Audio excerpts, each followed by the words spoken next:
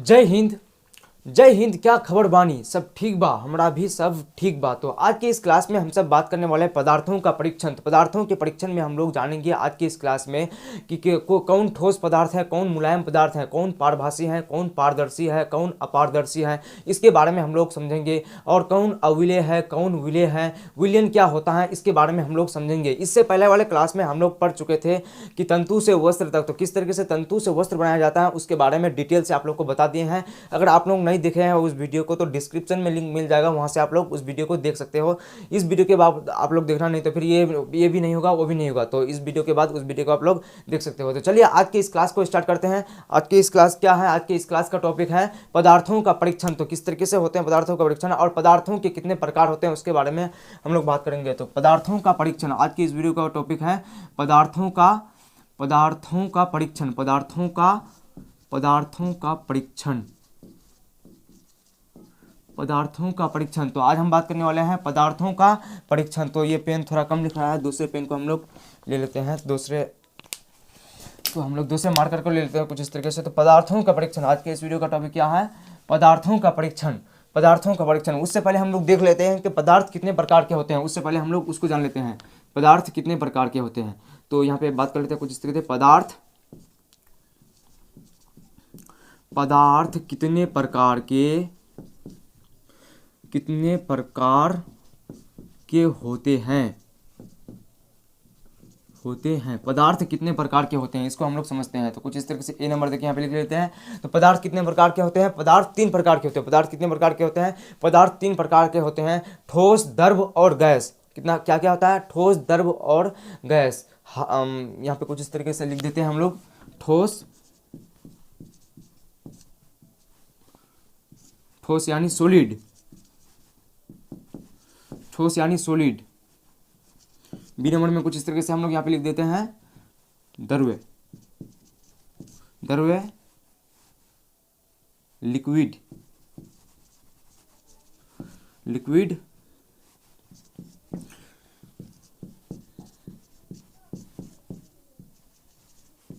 तो कुछ इस तरीके से कितने पदार्थ के प्रकार होते हैं? तो पदार्थ के तीन प्रकार होते हैं। ये किसके आधार पर होते हैं? ये रासायनिक आधार पर होते हैं। तो रासायनिक आधार पर पदार्थ के कितने प्रकार होते हैं? तो पदार्थ के तीन प्रकार होते हैं। तो क्या क्या होते हैं यहाँ पे आप लोग देख सकते हैं, ठोस, द्रव और गैस। अभी दो पदार्थ के और भी प्रकार हो गए हैं, उसको आप लोग को बता देंगे किस तरीके से वो सब हुआ है। मतलब उसको अभी ज़्यादा एनालिसिस नहीं किया गया है, लेकिन अभी मुख्य तीन ही माना जाता है, अभी भी तीन ही माना जाता है केमिस्ट्री में। तो पदार्थ के कितने प्रकार हैं? पदार्थ के तीन प्रकार हैं। तो ठोस, द्रव एवं गैस, ठोस, द्रव एवं गैस। चलिए हम लोग इस दोनों के बारे में बात करने वाला हूँ यहाँ पे, ठोस एवं द्रव। इसी टॉपिक पर यहाँ पे डिस्कस होने वाला है, इसी से रिलेटेड यहाँ पे पदार्थ के परीक्षण में हम लोग बात करेंगे। तो चलिए उसके बारे में बात करते हैं। तो किस तरीके से है उसके बारे में हम लोग समझते हैं। पदार्थ का परीक्षण। तो सबसे पहले कुछ इस तरीके से इन सबको मिटा देते हैं। तो पदार्थ का परीक्षण हम लोगों को क्या जानना है? पदार्थ का परीक्षण। तो पदार्थ के परीक्षण में हम लोग सबसे पहले देखते हैं नंबर एक में कुछ इस तरीके से यहाँ पे दे दिया है। नंबर एक में हम लोग को ए नंबर का देखना है ठोस। क्या देखना है हम लोग को? ठोस, सॉलिड। क्या देखना है हम लोग को? सबसे पहले ठोस देखना है, सॉलिड। उसके बाद यहाँ पे देखना है हम लोग को बी नंबर में क्या देखना है? बी नंबर में देखना है हमको मुलायम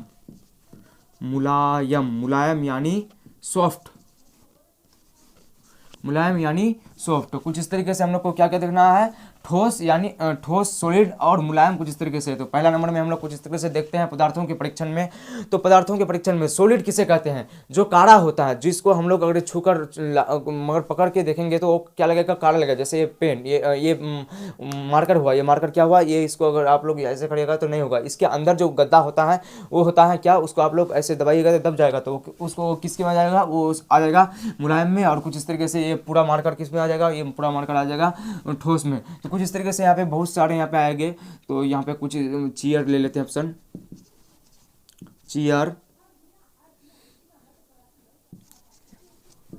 चेयर, मार्कर,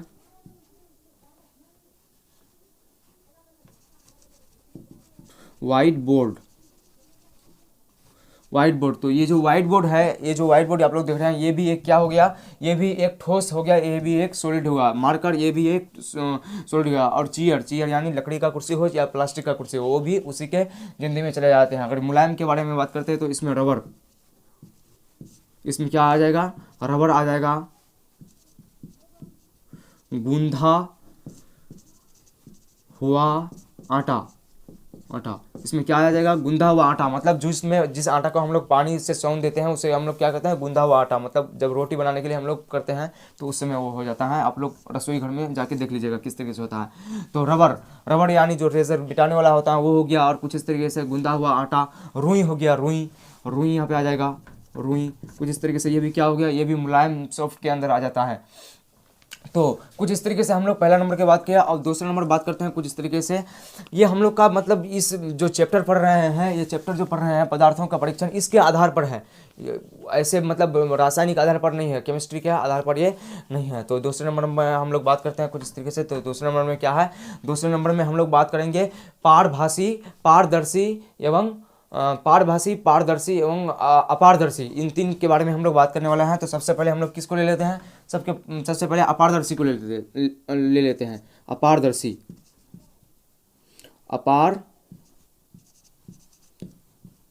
अपारदर्शी सबसे पहले लेते हैं अपारदर्शी कुछ इस तरीके से ए नंबर में। बी नंबर में हम लोग ले लेते हैं कुछ इस तरीके से पारदर्शी, पारदर्शी। बी नंबर में हम लोग क्या ले लेते हैं, पारदर्शी। सी नंबर में ले लेते हैं हम लोग पारभासी, पारभासी, पारभासी कुछ इस तरीके से हम लोग ले लेते हैं। अब इसका डिफिनेशन भी हम लोग लिख लेते हैं कुछ इस तरीके से कि किसका क्या डिफिनेशन होता है उसको भी हम लोग समझ लेते हैं।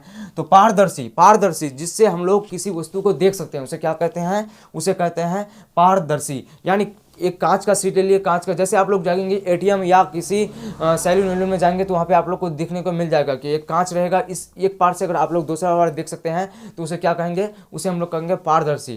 तो पारदर्शी आप लोग समझ गए होंगे कि किस तरह से एटीएम में जो शीशा लगाया हुआ होता है, कांच लगाया हुआ होता है, इस पार से उस पार आप लोग देख सकते हैं, तो वो क्या हो गया, वो पारदर्शी। मतलब एक पार से दूसरा पार देखा जा सके वो हो गया पारदर्शी। अगर आप उसमें टॉर्च जलाइएगा, टॉर्च भी जलाइएगा तो वो क्या हो जाएगा, एक पार से दूसरा पार आसानी से चले जाएगा, एकदम कोई भी वहाँ पे दिक्कत नहीं होने वाला है। तो उसे हम लोग क्या कहेंगे, पारदर्शी माध्यम। वैसा माध्यम जिससे होकर प्रकाश आसानी से गुजर जाए उसे हम लोग क्या कहेंगे, उसे हम लोग कहेंगे पारदर्शी। वैसा माध्यम, वैसा माध्यम, माध्यम जिससे होकर प्रकाश, क्या, प्रकाश, जिससे होकर प्रकाश आसानी से, आसानी से गुजर जाए उसे पारभासी, पारभासी नहीं, सॉरी पारभासी नहीं, पारदर्शी, पारदर्शी, सॉरी यहाँ पे पारदर्शी नहीं है और यहाँ पे अपारदर्शी का ऑप्शन था तो यहाँ पे अपारदर्शी, इसमें होगा ये पारदर्शी। पारदर्शी वह माध्यम जिससे होकर, वह माध्यम जिससे होकर प्रकाश आसानी से, आसानी से गुजर जाए, आसानी से क्या हो जाए, गुजर जाए, गुजर जाए उसे पारदर्शी, उसे क्या कहते हैं, उसे पारदर्शी कहते हैं। यहाँ पे नहीं होगा ये ऑप्शन, ये तो हम गलत कर दिए कुछ इस तरीके से। तो पारदर्शी, पारदर्शी का कुछ इस तरीके से डिफिनेशन होगा, वैसा माध्यम जिससे होकर प्रकाश आसानी से गुजर जाए, क्या हो जाए, आसानी से प्रकाश गुजर जाए। जैसे अभी यहाँ पे हम लोग किसी एक उदाहरण को ले लेते हैं। यहाँ पे अगर हम लोग यहाँ पे इस डिब्बा को ले लेते हैं, इस डिब्बा को अगर हम कोई कुछ इस तरीके से इस पार से इस पार आप लोग देख सकते हैं कुछ इस तरीके से। अगर हम इसमें तो स्टिकर चिपका हुआ है कोई दूसरा, इसको हम लोग देखते हैं, इसको हम लोग देखते हैं कि कुछ इस तरीके से आप लोग इससे बोर्ड को देख सकते हैं, देख सकते हैं कुछ इस तरीके से देख सकते हैं। तो मतलब इससे होकर प्रकाश एक पार से दूसरा पार चले जाता है। तो प्रकाश जब एक तरफ से दूसरी तरफ चले जाए, जब माध्यम से प्रकाश गुजर जाए, एकदम आर पार छेद कर दे, तो उसे हम लोग क्या कहेंगे, उसे हम लोग कहेंगे पारदर्शी। उसे हम लोग क्या कहेंगे, पारदर्शी कहेंगे। उसे हम लोग क्या कहेंगे, पारदर्शी कहेंगे। मतलब एक पार से प्रकाश दूसरे पार चले जाना क्या कहलाता है, पारदर्शिता यानी पारदर्शी कहलाता है। अब बात करते हैं अपारदर्शी के बारे में। अपारदर्शी के बारे में तो हम लोग कुछ इस तरीके से यहाँ पे गलत, मतलब यहाँ पे लिखना चाहिए था तो यहाँ पे लिख दिए थे।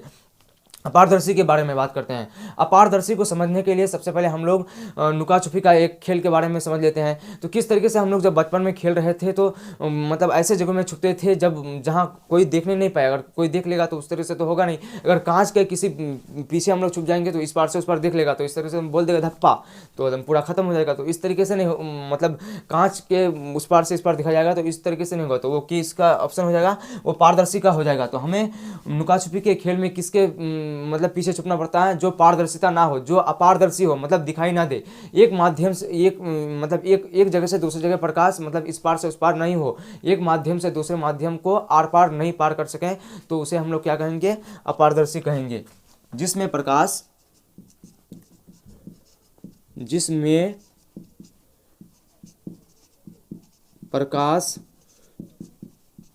किसी माध्यम से ना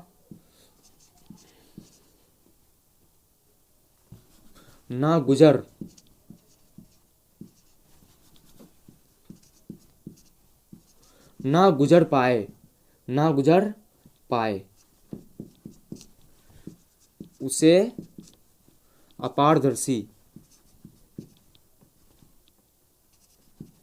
उसे क्या कहेंगे, उसे अपारदर्शी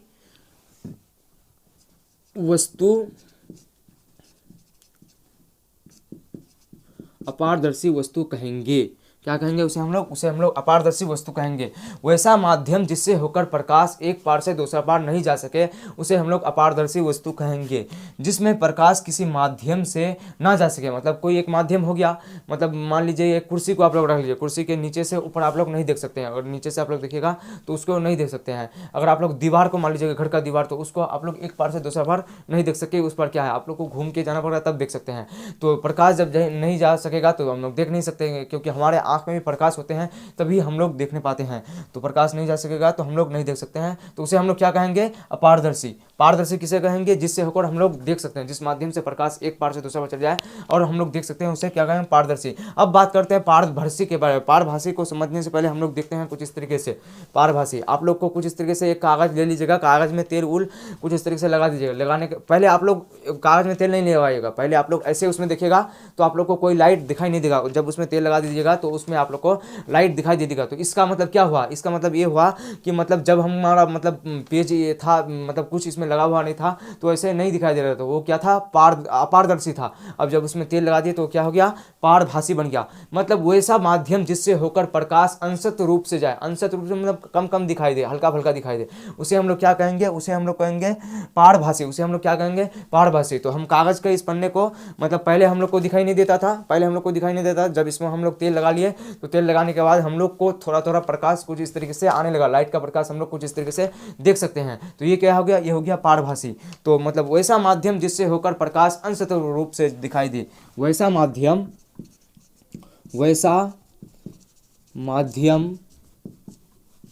जिससे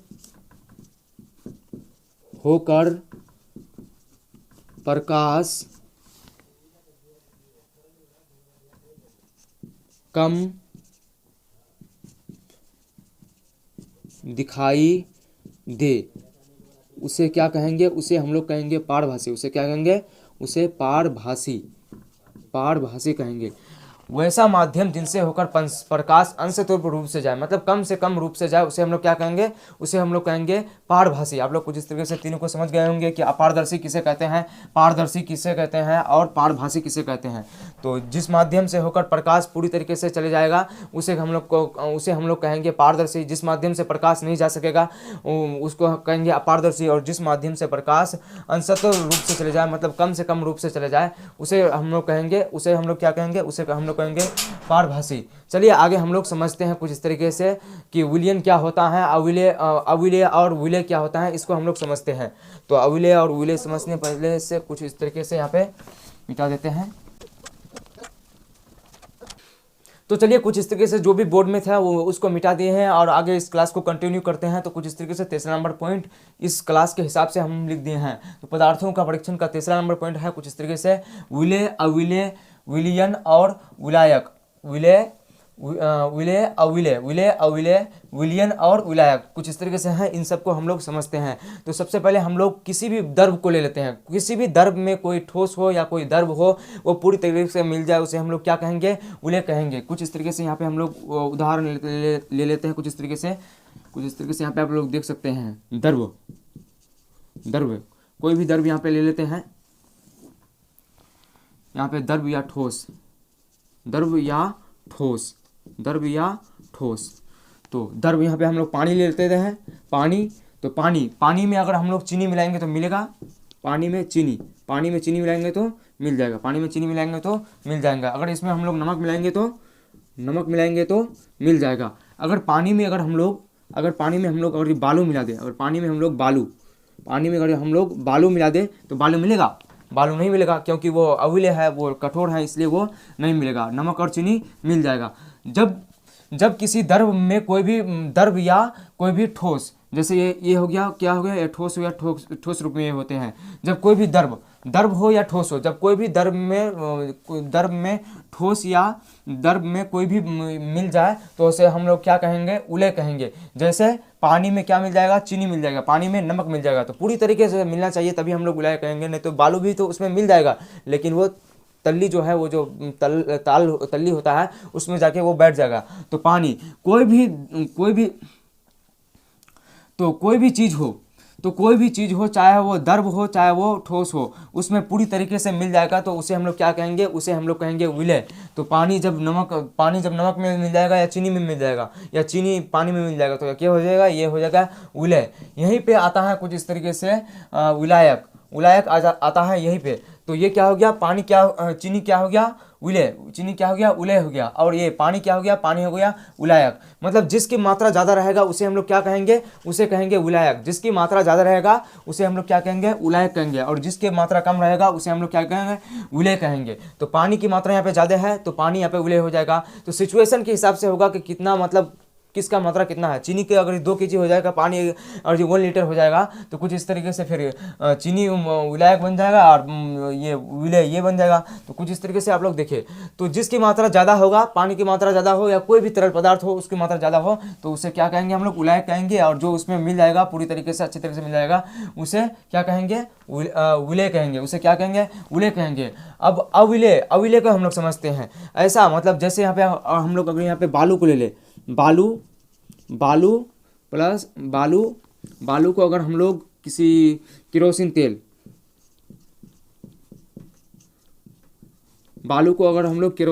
केरोसिन तेल में अगर मिला दें, बालू को अगर हम लोग केरोसिन तेल में मिला दें तो ये मिलेगा?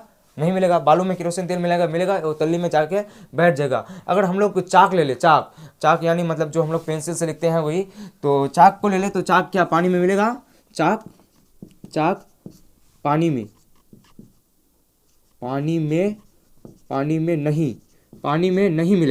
में नहीं मिलेगा। तो ये क्या हो गया, ये अविलय हो गया। मतलब इस जब इन दोनों को घोलिएगा, जब चाक और पानी को एक जगह मिलाइएगा, घोटिएगा, पूरा घोटिएगा, लेकिन फिर भी जब वो नहीं मिलेगा तो उसे क्या कहेंगे, हम लोग अविलय कहेंगे। वैसा पदार्थ जो पानी या किसी भी द्रव में ना मिले, पूरी तरीके से ना मिले, उसे हम लोग क्या कहेंगे, उसे कहेंगे अविलय। ऐसा पदार्थ जो पानी या किसी भी द्रव में घुल जाए उसे क्या कहेंगे, हम विलय। तो अविलय आप लोग समझ गए। वैसा पदार्थ जो किसी भी द्रव या किसी भी ठोस में मिलाने से पूरी तरीके से ना मिले तो उसे हम लोग क्या कहेंगे, अविलय। मतलब वो तली में जाके बैठ जाएगा या ऊपर में हो जाएगा। जैसे पानी में अगर सरसों तेल डालेंगे तो ऊपर में मतलब अंडा की तरह वो भांसते रहेगा। तो कुछ इस तरीके से वो क्या हो गया, अविलय हो गया। अब बात करते हैं विलियन के बारे में कि विलियन क्या होता है। विलियन को समझने से पहले आप लोग ये समझे कि नहीं समझे, आप लोग कमेंट में जरूर बताएं। तो विलियन वो होता है जिसमें 2 या 2 से अधिक पदार्थ सामांगी मिश्रण, 2 या 2 से अधिक पदार्थ की सामांगी मिश्रण को हम लोग क्या कहते हैं, विलियन कहते हैं। विलियन किसे कहते हैं, विलियन 2 या 2 से अधिक